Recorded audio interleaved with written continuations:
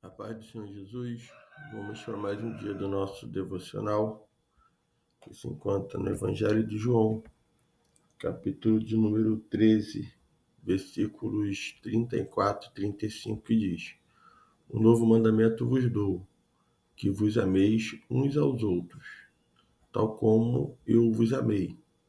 Também ameis vós uns aos outros. Nisto todos conhecerão que sois meus discípulos, se vós tiverdes amor uns aos outros. Vamos ver nessa passagem, Jesus ele vai predizer, que Judas há de trair, há de traí-lo. Vamos ver lá no versículo 21, quando inicia, e o Senhor vai dizer, vendo disto isto, perturbou-se em espírito, testemunhou e disse: Em verdade vos digo, que um de vós me trairá. Então, nesse momento, nós vamos observar que todos os discípulos vão olhar uns para os outros ali, duvidando do que ele estava dizendo. E a palavra do Senhor vai dizer que um dos discípulos a quem Jesus amava estava sentado, à mesa encostado, no seu peito ali, e, e Jesus diz a esse, pois, fez sinal Simão e Pedro, que perguntasse quem era aquele a quem ele dizia.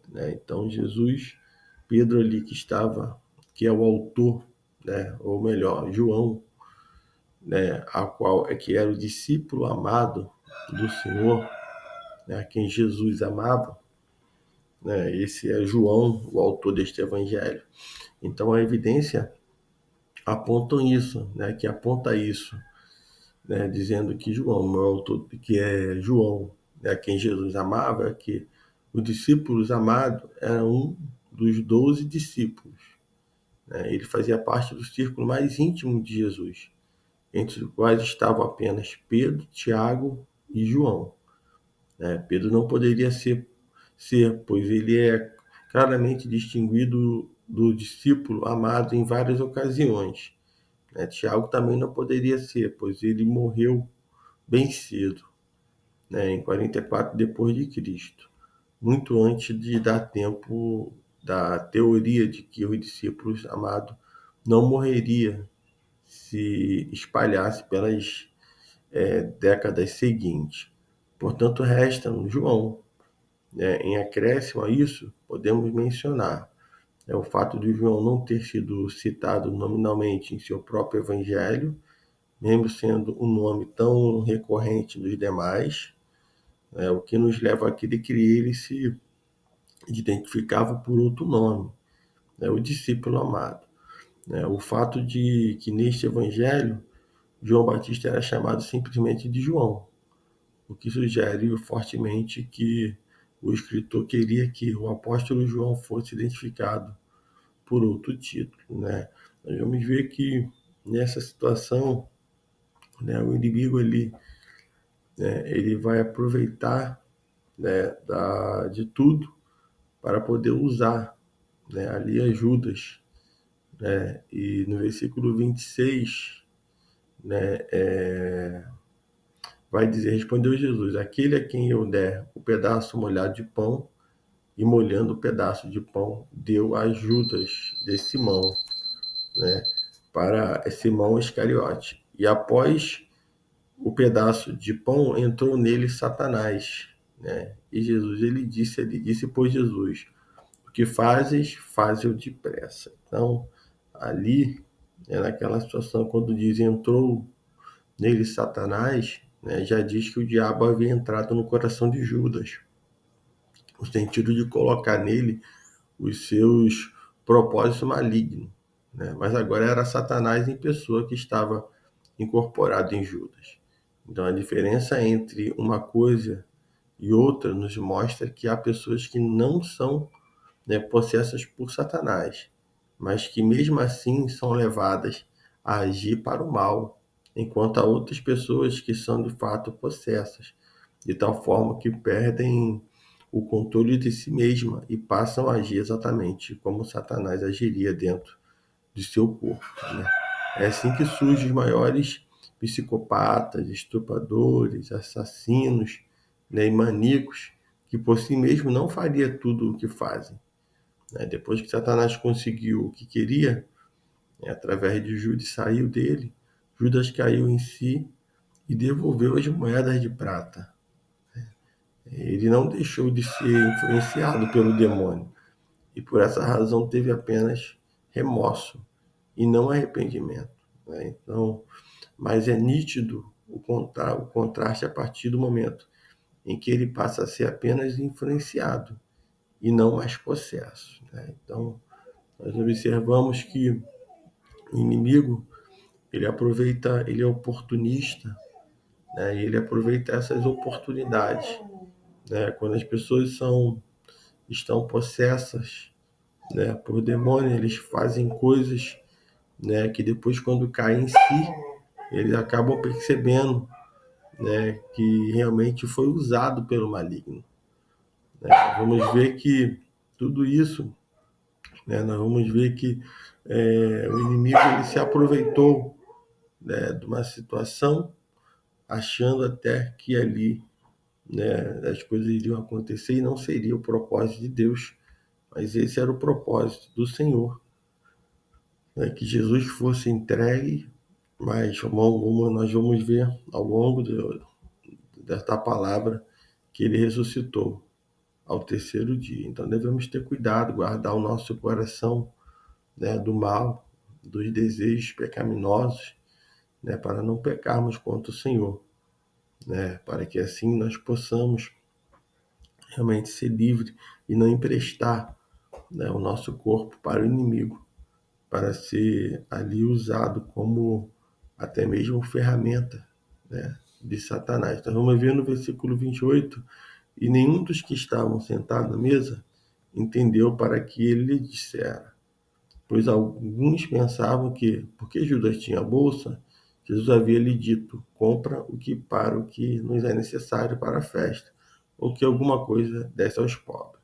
Então, havendo ele, pois, tomado um pedaço de pão, logo saiu, e já era noite. Né? Então, ali, Judas, possesso pelo inimigo, ele vai sair, porque Satanás entrou nele. Né?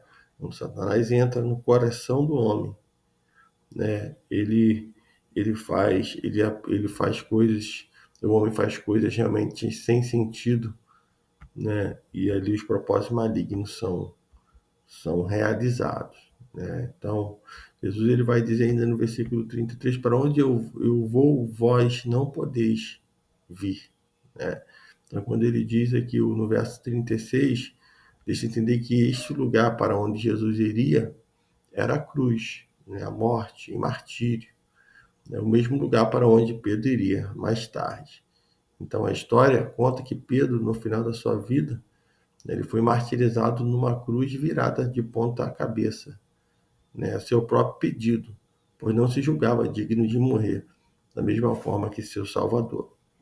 E Jesus ele encerra dizendo no versículo 34 sobre um novo mandamento, né? Um novo mandamento vos dou, e vos ameis uns aos outros, tal como eu vos amei. Também ameis vós uns aos outros. 35 diz, nisto todos conhecerão que sois meus discípulos, se vós tiverdes amor uns, né, aos outros. Então Jesus está dizendo aqui, nesse versículo, né, sobre esse novo mandamento. Isso não era novo no sentido de novidade, porque amar o próximo era um preceito, né, presente em todo o Antigo Testamento, mas sim o sentido de substituição. Os 10 mandamentos davam agora lugar ao novo mandamento da nova aliança, o amor, que era o resumo de toda a lei. E por isso aquele que ama o próximo tem cumprido a lei, como diz lá em Romanos 13, no versículo 38. No versículo 37, Pedro ainda vai dizer para Jesus, né, por ti eu daria a minha vida. Né? Jesus estava mostrando o tempo todo que Pedro ainda era imaturo, né, para trilhar o caminho do martírio. O mais alto e elevado grau de demonstração de amor incondicional a Cristo. Jesus estava profetizando que Pedro seguiria também este caminho, né, mas ainda não era o momento, pois Pedro ainda não tinha maturidade espiritual para isso, né? Quando Pedro ele tentou contradizer isso, né, por se achar espiritual o bastante, Jesus deu-lhe o troco, mostrando-lhe o quão sua fé ainda era fraca e superficial, né? Ao invés de segui-lo até a morte, o negaria 3 vezes naquele mesmo dia. Muitas vezes Jesus nos dá o mesmo choque de realidade que ele deu em Pedro, né? Pensamos que já somos bem espirituais, até que Cristo mostra como nós realmente estamos, né? E nos humilhe, né? Por ainda vermos que falta muito para chegarmos àquilo que ele tem preparado para as nossas vidas. Então, né, o homem ele pode se achar muitas das vezes até mesmo que, né, que ele tem força em si mesmo, né, para cumprir algo, né? Mas Jesus é aquele que conhece a intenção do coração. E muitas das vezes nesse choque de realidade, ao qual o Senhor deu a Pedro ali, naquele choque de realidade, ele viu realmente, claramente, que ele é pecador e que ainda ele não estava preparado, mas tudo, né, para morrer até mesmo em prol do Evangelho do Senhor Jesus. E nós vamos perceber, né, que isso tudo vai servir de uma grande experiência para a vida de Pedro, né, onde ele vai aprender com isso, né, onde ele vai ali ver realmente quão falho, quão dependentes somos do Senhor, né, e que precisamos a cada dia andar, não só andar com o Senhor, mas guardar a sua palavra em nossos corações, para não pecarmos contra ele. Então, que nesse dia, né, você fique com essa palavra, que o Espírito Santo de Deus fale mais e mais o teu coração.